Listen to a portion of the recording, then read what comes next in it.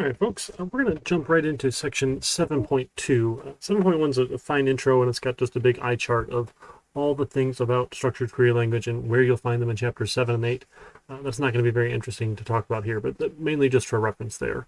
It is worth mentioning the two different types of, or maybe types isn't the right word here, but two different flavors of structured query language, or SQL, SQL, are the data manipulation language, the DML, and the data definition language, the DDL. So everything we're going to focus on is DML so far. We'll look at some of the DDL stuff later, but so our data manipulation is all about how do we create, read, update, and delete. That's our CRUD, our main operations here when we're dealing with our databases. So all of chapter 7 is going to focus just on reading data. Right? When we get to chapter 8, we'll look at some of the update, create, and delete operations. So we're only going to focus on reading data, and there's a lot to it. There's a lot of really cool things you can do with SQL that let you not just get data out of the database, but do some manipulations, do some great restrictions, and say, okay, I only want to find data that matches certain criterias, and it's very powerful. So we're going to spend a lot of time working on it here. But mainly, it starts with the word select. We say, hey, I want to select. And I think, can I zoom? I don't know if I can zoom that in, can I? It's going to be a little bit small. Nope, that's not what I wanted. Okay. I might be able to just zoom here. There we go. Let's do like 150. Okay, that might be a little bit nicer here to see. So you start with the word select. So the select is the basic portion of our query. And now we have a lot of different sections. We have the select section, we have the from section, we have the where section, we have a group by section, we have a having section, we have an order by section. So select and from are the only ones that you need. Where, group by, having, and order by are all optional. So we're going to come back to those later. So we're going to say select. The idea with a select is, well, what data do you want to get out of your table? Out of your database. So if we look at, say, our customer database, I'm just going to open this up and we can see some columns. There's two options. The first option, the easy one, is you say select star. So select star is I want all of the columns. The other option you have is you can list out individual columns. So we're going to say, okay, select customer code, comma, customer last name, comma, customer first name, F name, right? Just the particular columns that you want here. And you can do just some of them. With select star, you'll get all of them. And then in from, we say what table. We want to select these rows, or I'm sorry, these columns from what table? From the customer table. And that's all it is. And we say run, and now we're going to get our query result here in just a second. Looks like it's upset about something, but I think we should be fine. I don't know why it's upset there. It's like a space. Yeah, that looks, I think it's just confused. Come on, that went away. Still thinking about it.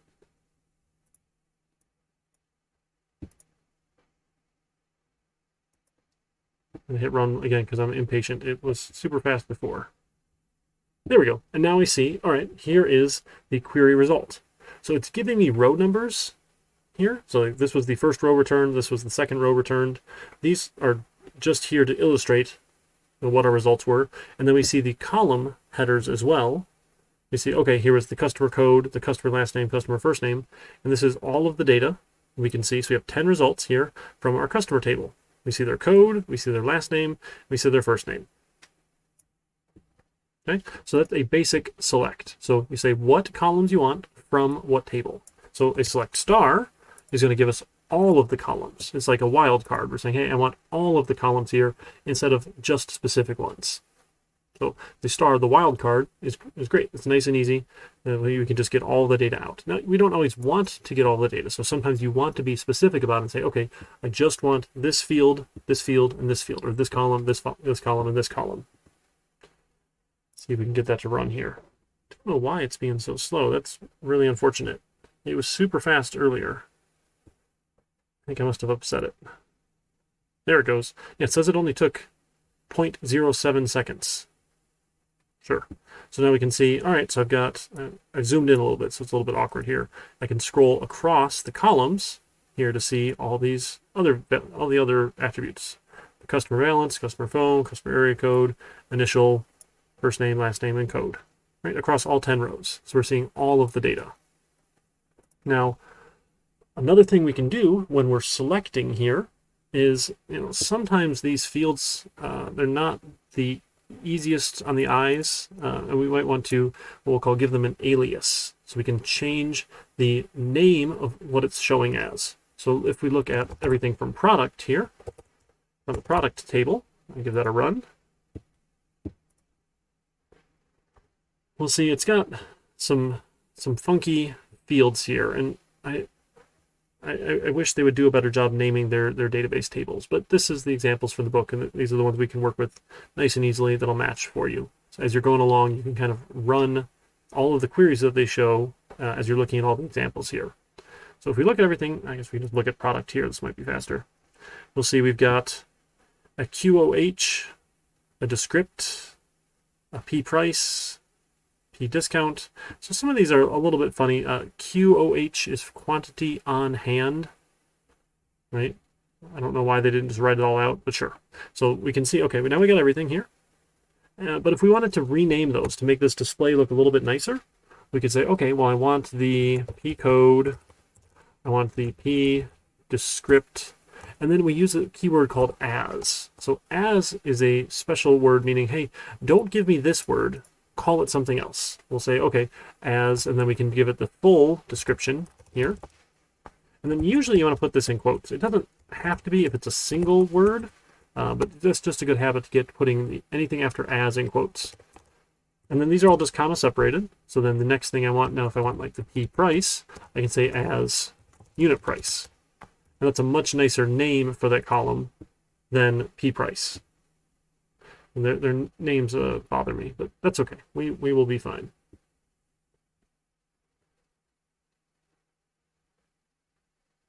And see if we can get this back here. Come on, results. It says it's fast. I don't know if it's just my internet or what's going on with this now. Not really sure. I'll take a look after we stop recording this one and see if I can make it go faster.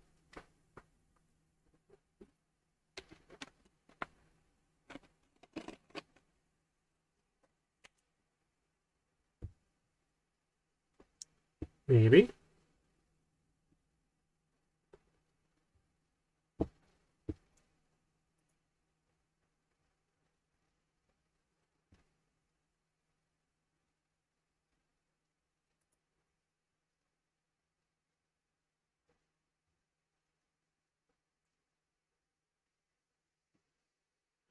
Sorry, it's still loading here.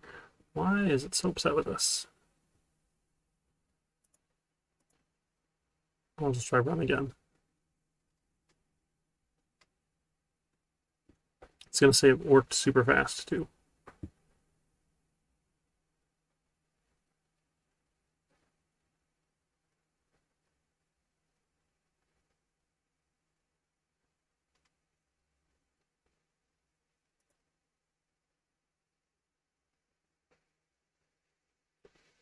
Oh, it's still thinking hard.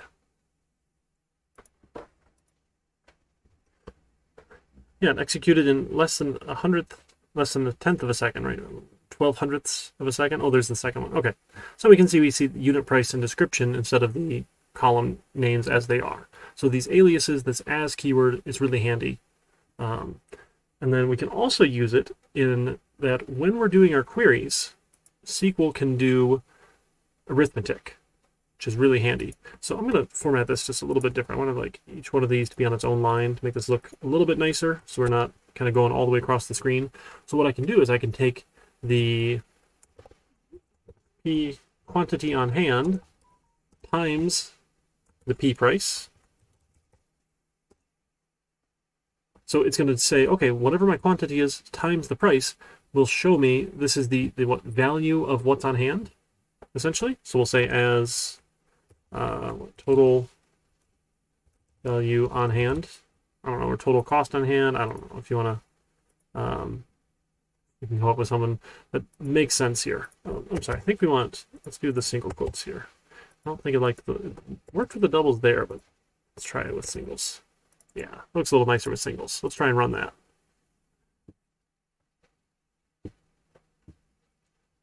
And when it does this query, it's going to do the arithmetic inline. So it's really cool that it's called a computed column, and that we can do any sort of expression that we want here, any sort of arithmetic with numeric values, right? You can add, subtract, multiply, divide. You can take stuff to the power of. But just remember, the order of precedence applies. So remember, everyone, in school you'd say, please excuse my dear Aunt Sally, I think is how you learned it, with parentheses, exponents, multiplication, division, addition, subtraction. Now, some people get confused, and I know most of you folks don't use Facebook anymore because it's only for old people like me, but you get these silly things going around like, hey, nobody can actually solve what this problem is here. And it's something like 10 plus 20 divided by 2 minus 5, or something like that, right? And they say, what's the solution? And a lot of people will say, oh, well, 10 plus 20 is 30, divided by 2 is 15, minus 5 is 10. Remember, it doesn't work like that. We have order of operations. The 20 gets divided by 2 first. So that becomes 10. We get 10 plus 10 minus 5. The answer is 15. Right? Order of operations applies. Now, this also means that if we have more higher level precedence here, we have a multiplication sign, we have a division sign here. Just because you say multiplication first does not mean you do the multiplication first. Multiplication and division have the same level of precedence, just like addition and subtraction have the same level of precedence. Like if you had 10 minus 5 plus this, you wouldn't say, oh, I have to do 5 plus 20 first because you do addition first. No one does that, right? You do left to right with the same level of precedence. You get 10 minus 5, right, plus, oh, but now we have to do our multiplication division first. So we get 20 divided by 2, 10 times 5 is 50. 10 minus 5, 5. 5 plus 50, we get 55. Right? So the same rules apply with order of operations when we're doing any sort of computed columns here. Line 3, column... Oh, did I mess it up here with my single... I didn't. I really messed it up with the single quotes? I'm so sorry. The shading here looks really funny. I don't know if you can tell. This is blue and these ones are not blue. Okay, yeah, I'm just going to blame their web tool because this is freaky. I don't know what it's doing here. But we can do computed columns, and remember we talked about this idea that we can, if we can derive a value, we don't need to store it in the system because it could get stale.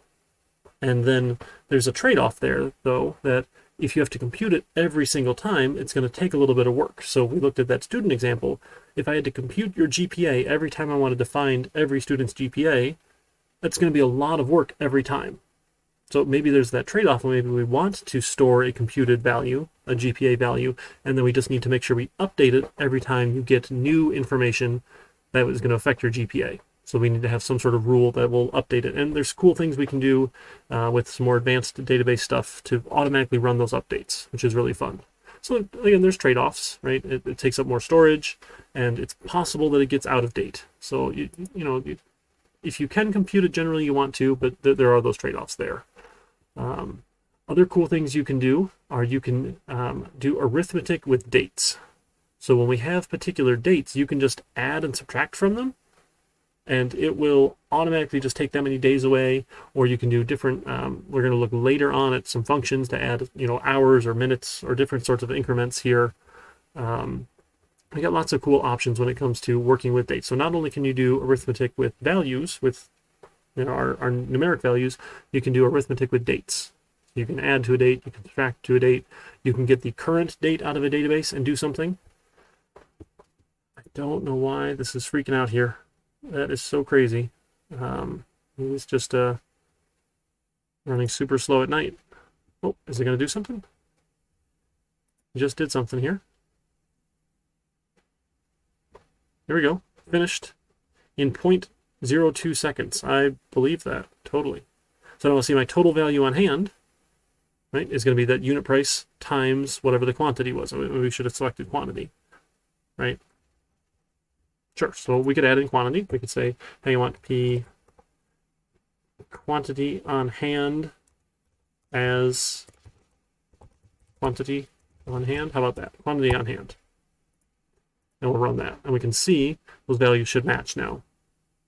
Right? Or if we did our unit price times quantity on hand, we'll be able to see what the total value of product we have on our shelves is. If we can get this to run.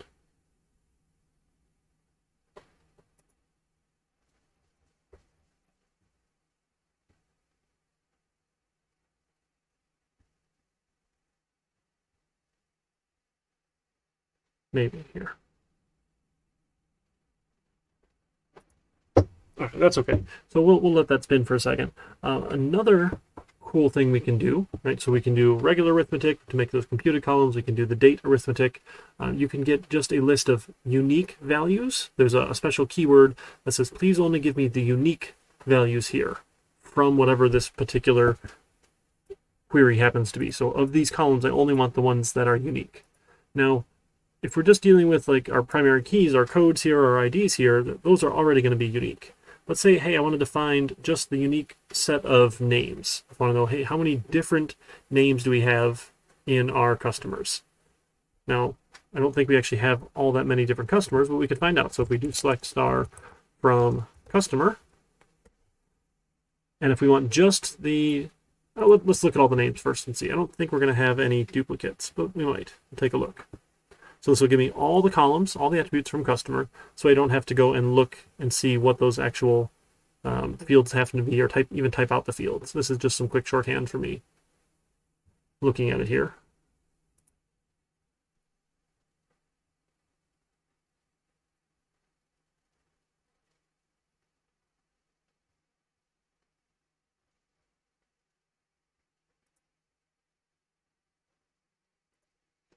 Maybe this will run for us. Sorry, I'll spend some time as soon as this one's done. We're almost done with this one here. Oh, goodness. That doesn't look like... Oh. Nope, that's the old query result. Can we run this select star from customer, maybe? I think we confused their poor website. This gives you lots of confidence in the Oracle Cloud, I'm sure. Sadly, this is the free tier, so we're probably a little bit limited, but I feel like it should perform a little bit better than this. There we go. So we get our customers' names here. Let's see if we have any duplicates. No, I don't think we do. Let's go change. Let's change Mr. George here. So we'll make George be a Paul.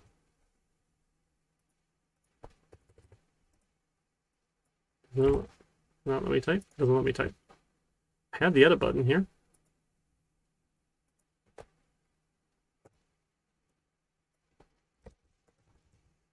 Nope. I'm missing something. Let me go back to my Zoom here. I'm not missing anything that might be in that window. Edit James.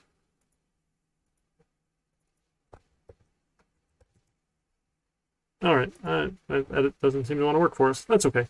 But if you wanted, right, to use that option, it's called distinct. You say, hey, I want to select just the distinct customer first name from customer.